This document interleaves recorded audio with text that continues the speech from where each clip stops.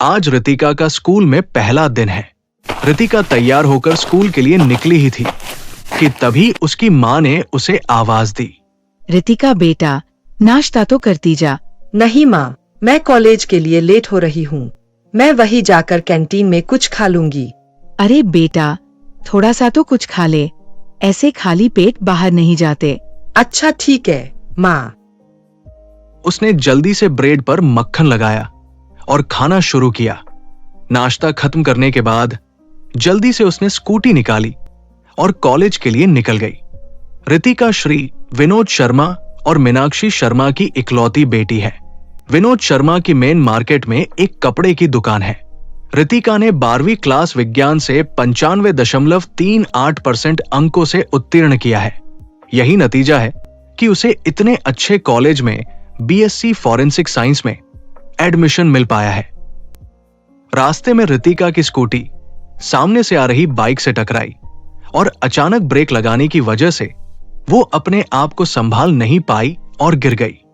हालांकि उसे ज्यादा चोट नहीं आई थी, पर उस बाइक वाले पर उसे बहुत गुस्सा आया। गुस्सा आना लाजमी था। एक तो वैसे भी उसे देर हो रही थी और अब ये सब हो गया। और उस बाइक वाले की तरफ मुड़ी। वो कुछ कहना ही चाह रही थी कि उस लड़के ने, जो खुद भी रितिका को बचाने के चक्कर में गिर गया था। माफ करना, मैं बहुत जल्दी में था इसलिए ध्यान नहीं दे पाया। I am sorry. रितिका का तो जी कर रहा था कि अभी उस लड़के को इतना सुनाए कि दोबारा कभी वो इतनी तेज बाइक ना चला पाए, पर उसे कॉलेज के लिए देर हो रही थी, तो बस गुस्से को मन में ही दबाना पड़ा और तुम्हें बाद में देख लूंगी बोलकर गुस्से में घूमते हुए निकल गई वहां से। उस लड़के ने एक गहरी सांस ली और रितिका को जाता देखता रहा। फिर उसने भी अपनी बाइक ली और वहां से निकल गया। कॉलेज पहुंचकर रितिका ने चारों तरफ नजर दौड़ाई और प्रिंसिपल ऑफिस की तरफ कदम बढ़ाए। ऑफिस में पहुंचकर सारी फॉर्मेलिटी पूरी की और बाहर आ गई।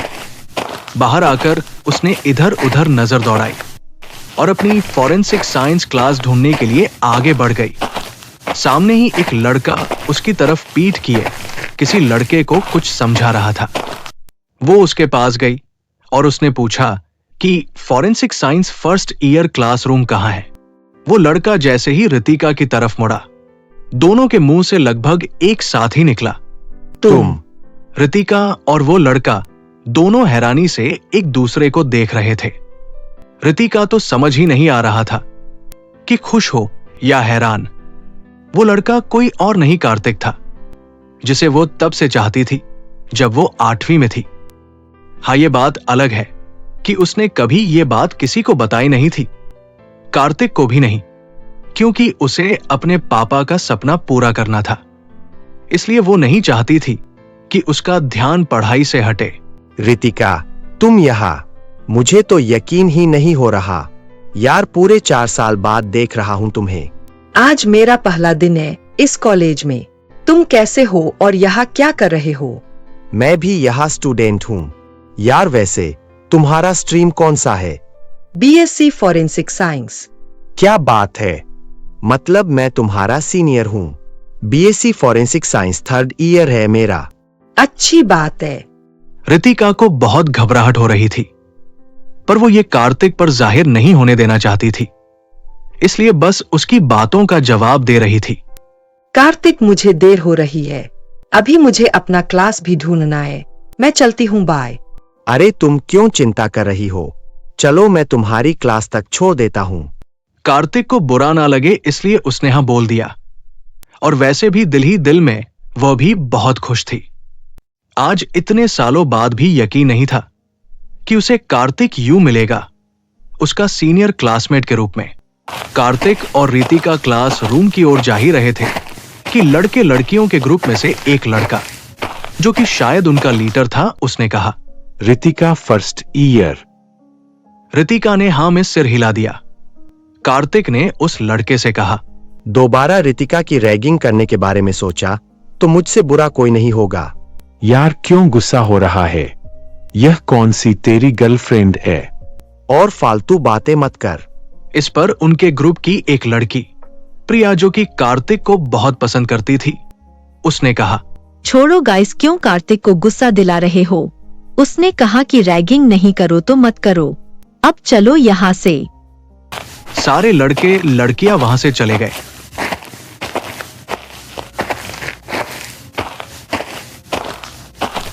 कार्तिक भी रितिका को लेकर उसकी क्लास की ओर चल दिया। कार्तिक थोड़ा झुककर हाथों को फैलाते हुए, हाँ मिस रितिका, ये रहा आपका क्लास। ये देखकर रितिका मुस्कुराए बिना ना रह सकी। कार्तिक ने फिर उससे कहा, कैंटीन में चलकर कुछ खाते हैं। आज क्लास भी नहीं लगेगी क्योंकि आज फर्स्ट डे है। सबका बस इंट्रोडक्शन होगा, सबका बस। रितिका ने हाँ में सर हिला दिया। फिर दोनों कैंटीन की तरफ चल गए। कैंटीन में पहुंचकर कार्तिक ने रितिका से पूछा कि वह क्या खाएगी, तो रितिका ने सैंडविच और कॉफी का ऑर्डर करने को बोल दिया। कार्तिक ने वेटर को ऑर्डर दिया और रितिका के साथ एक टेबल के पास बैठ गया। और बताओ रितिका, क्या चल रहा है? और तुम अचानक से कहाँ गायब हो गई थी? वो दरअसल पापा ने इस शहर में कपड़े की दुकान खोली तो हम सब गांव से यहाँ आ गए। फिर मैंने बाकी की पढ़ाई यहीं से की। ओह यार, एक बार बता तो देती। रितिका कार्तिक को क्या बताती कि वो खुद उससे दूर रहना चाहती थी, क्योंकि उसे प्यार हो गया था कार्तिक से, और इसलिए उसने कार्तिक से दूर रहना बेहतर समझा, क्योंकि उसके लिए उसके मम्मी पापा के सपने सबसे ज्यादा मायने रखते थे। वो नहीं चाहती थी कि उसका ध्यान पढ़ाई से हटे। हमें इतना वक्त ही नहीं मिला, सब जल्दी जल्दी में हो गया। अच्छा कोई नहीं। तभी वेटर उनका ऑर्डर लाकर टेबल पर रख देता है और दोनों खाने में व्यस्त हो जाते हैं। हालांकि जब रितिका 8वीं में थी तब कार्तिक 10वीं में था, पर कार्तिक और रितिका दोनों एक ही मोहल्ले में रहते थे और दोनों का साथ ही स्कूल जाना होता था। बस इस वजह से दोनों में दोस्ती हो गई, और वो भी पक्की वाली। इसी बीच कब रितिका को कार्तिक से प्यार हो गया उसे खुद नहीं पता चला। कार्तिक सैंडविच खाते हुए कहा, रितिका तुम इतनी शांत क्यों हो? क्या तुम्हें अपने दोस्त से मिलकर खुशी नहीं हुई? ऐसी बात नहीं है कार्तिक, मैं बहुत खुश हूँ तुमसे मिलकर। बस सब कुछ अचानक से हो गया तो मुझे समझ नहीं आ रहा है क्या बोलूं। अच्छा कोई नहीं, अब ज्यादा ना सोचो। ऐसी गुमसुम रितिका मुझे अच्छी नहीं लगती। मुझे तो मेरी वह चुलबुली रितिका चाहिए जो मेरे हिस्से की सैंडविच भी खा जाती थी। यह सुनकर रितिका खिलखिलाकर हंस देती है और उसे देखकर कार्तिक भी हंस देता है, और तभी रितिका उसकी सैंडविच छीन लेती है और कहती है, मैं अब भी वही चुलबुली रितिका ही हूँ और अब तुम्हारी सैंडविच फिर से मैं ही खाऊंगी। और दोनों खिलखिलाकर हंस पड़ते हैं। फिर कार्तिक रितिका से चलने को कहता है। दोनों ऑडिटोरियम की तरफ निकल जाते हैं। ऑडिटोरियम में पहुंचकर रितिका और कार्तिक ने देखा कि सारे स्टूडेंट पहले ही आ चुके हैं। वो भी रितिका को लेकर एक चेयर पर बैठ गया। थोड़ी देर में प्रिंसिपल और सारे टीचर्स भी आ गए। बारी बारी से सबको इंट्रोड्यूस कराया गया। इन सब में लगभग 2 घंटे लग गए। फिर सब बाहर आ गए, कोई कैंटीन में तो कोई क्लासरूम में तो कोई स्टूडेंट गार्डन में चले गए। रितिका भी क्लासरूम की तरफ जाने लगी कि तभी पीछे से कार्तिक की आवाज आई, कहाँ जा रही हो रितिका? रितिका ने पीछे मुड़कर देखा और थोड़ा उदास होकर कहा, कहीं नहीं, क्लासरूम में जा रही थी। पहला दिन है और मेरा कोई फ्रेंड भी नहीं यहाँ, तो बोर हो रही थी। अरे किसने कहा कि कोई फ्रेंड नहीं है? मैं भी तो हूँ यहाँ। यह सुनकर रितिका मुस्कुरा दी। चलो गार्डन में चलते हैं, वहीं बैठकर आराम से बात करते हैं।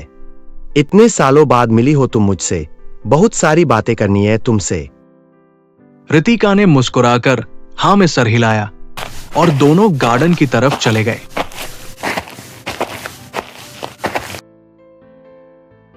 वैसे रितिका, एक बार तो बता देती, कौन सा दूर था?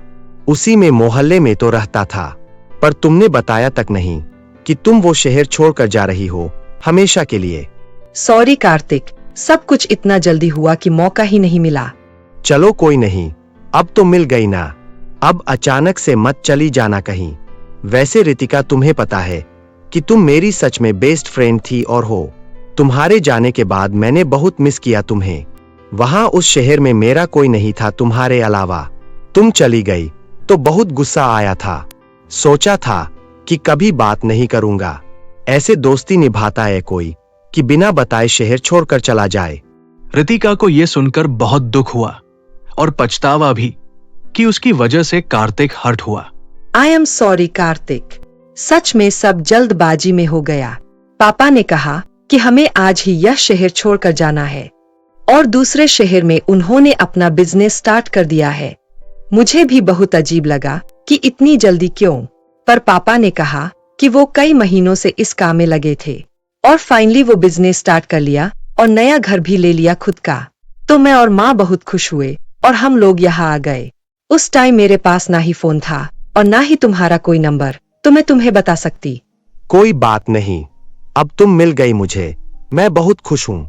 और दोनों मुस्कुरा दिए। अब हमें घर चलना चाहिए। देखो सारे स्टूडेंट्स जा रहे हैं, आज कोई क्लास नहीं है तो। हाँ चलो, मैं तुम्हें छोड़ देता हूँ और अंकल आंटी से भी मिल लूंगा। इतने सालों से मैंने आंटी के हाथों का खाना भी नहीं खाया है।